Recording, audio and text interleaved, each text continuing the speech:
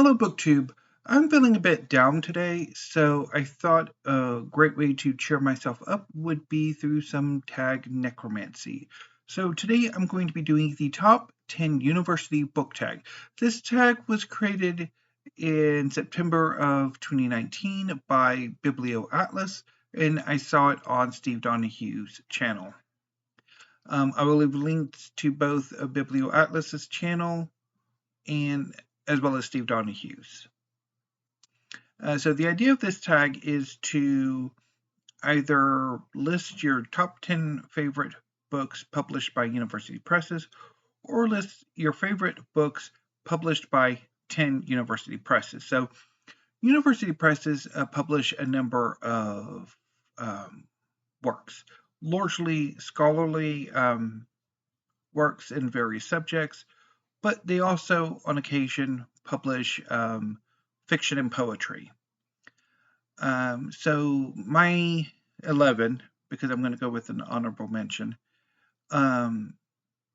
most of them are actually going to be poetry rather than other works, although the other are going to be largely history because I have a lot of history. And a lot of what I've read from university presses have been history, so it's going to be a mix of poetry and history. And in some cases, I much prefer the poetry, what the universities have published poetry rights than have anything else. But anyway, so let's get going.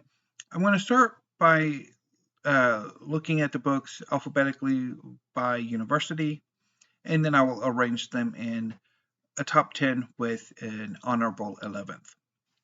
So first up is from the University of Alaska Press. I thought there would be more wolves by Sara Ryan. This is a collection of poems that deal mostly with nature and rural life. It's been a while since I've read it. It did take me 2 reads to really enjoy it, but this is the only work from the University of Alaska Press that I have, and it was distributed by the University of Chicago Press, which distributes a lot of stuff, both other university press books, but other books as well. From the University of California Press, I'm going to pick the collected poems of Frank O'Hara. I think the University of California Press has done a number of these big collected works. I think there is one for James Merrill as well. So I've had this collection, this particular book twice. The first time was about 15 years ago, and I read it and I really enjoyed it. But my most recent attempt at it didn't quite go so well, which was disappointing. But I'm hoping I will come back to it and my first reading will kind of trump the second one.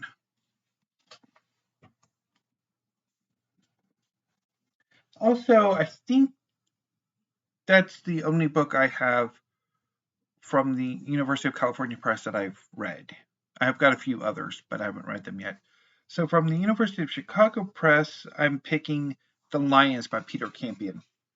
This is a wonderful collection of poetry. It's my personal favorite collection of Peter Campion's, and it is my favorite work published by the University of Chicago Press.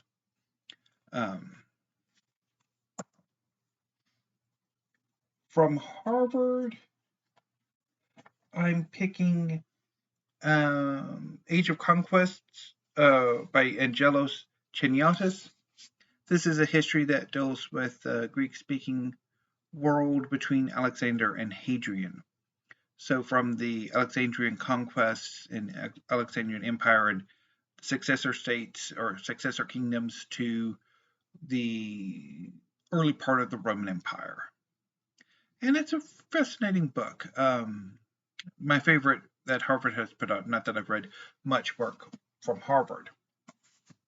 From LSU, I'm picking Larvae of the Nearest Stars by Catherine W. Carter. This is my favorite collection of hers, and it is my favorite work published by LSU by a large margin, except for the other work by Catherine W. Carter. But this is a wonderful collection of poetry. Just absolutely wonderful collection.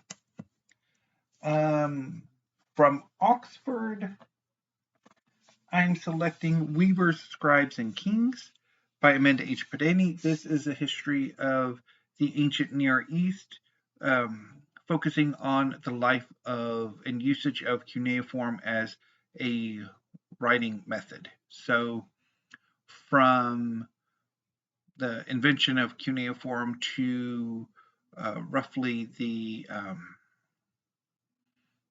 slightly before the Alexandrian conquests, I think. But this is a fantastic book. It is delightful. There are moments of humor. It's wonderful.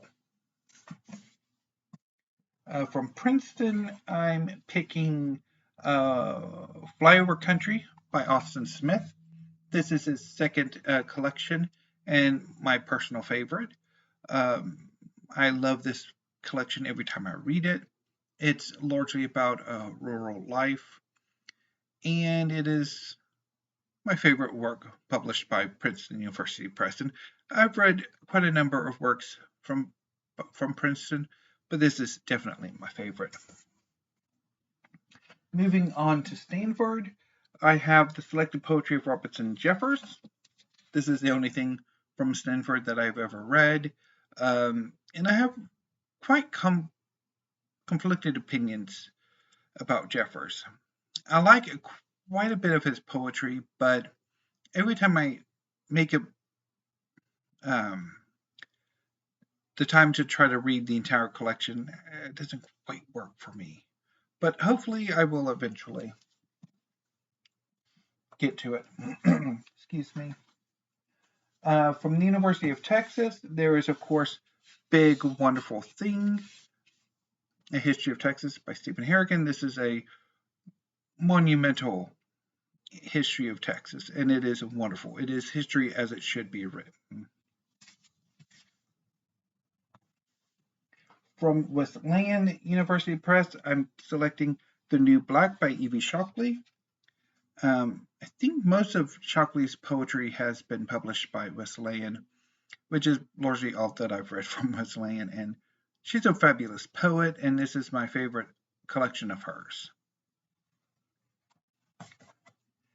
And finally, from Yale University Press, I'm picking Post Wall, Post Square by Kristina Spohr. This is a history of the end of the Cold War and sort of the ripple effects from that during the months after the Berlin Wall fell and German reunification. This is a wonderful history that focuses on Germany, Poland, Hungary, as well as China. It's great. So,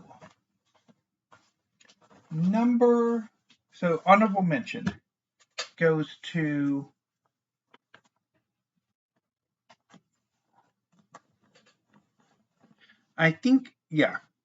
So honorable mention, we'll start with, I thought there would be more wolves by Sarah Ryan. This is honorable mention. So number 9 is the selected poetry of Robertson Jeffers from Stanford. Number 8 is the collected poems of Frank O'Hara.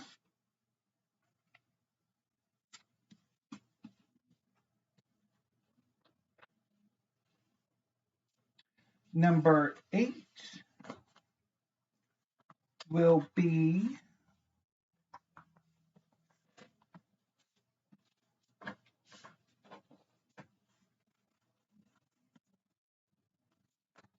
Age of Conquests by Angelos Chaniotis. Number 7 will be Post Wall, Post Square by Kristina Spohr.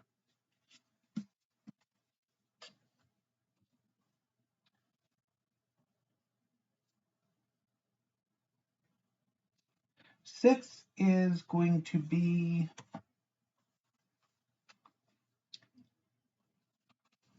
The Lions by Peter Campion.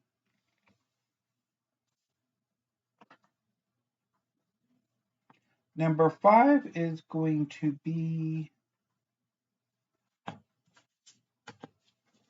Weaver, Scraps, and Kings by Amanda H. Podany. Number 4 is going to be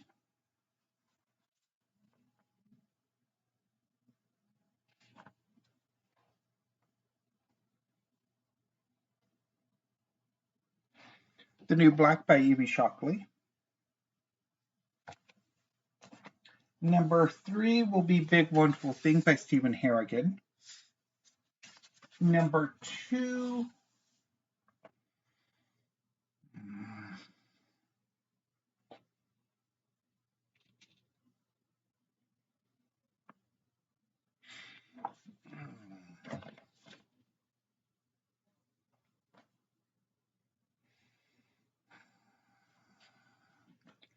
I think these two will probably be.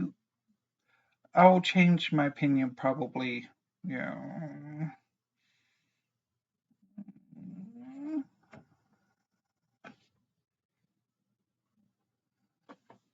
I think Larvae of the Near Stars is number 2, and Flyover Country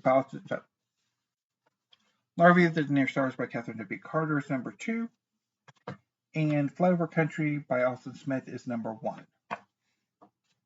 Yeah, I'll go with that, and I'm happy with that list. So, I don't know necessarily if this tag picked me up like I hoped it would.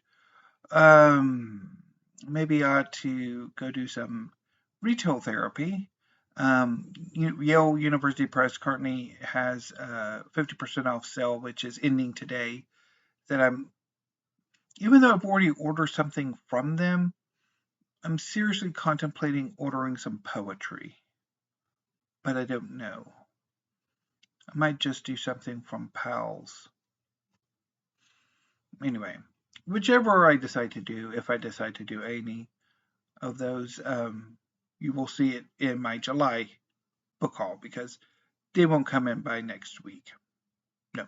Well, the Pals might, but the Yale, no. So, in a booktube, I will see you later this evening with Weekly Reads, which will be a tale of a great and glorious Saturday and a disappointing to rather crappy rest of the week. Unless, of course, what I read today is wonderful, but it's going to be a reread, and I liked it, but it wasn't necessarily spectacular the first time I read it. So anyway, we shall see. Hopefully it will be great, but yeah. Anyway, BookTube, until I see you later this evening with Weekly Reads, thank you, have a great afternoon, and stay safe.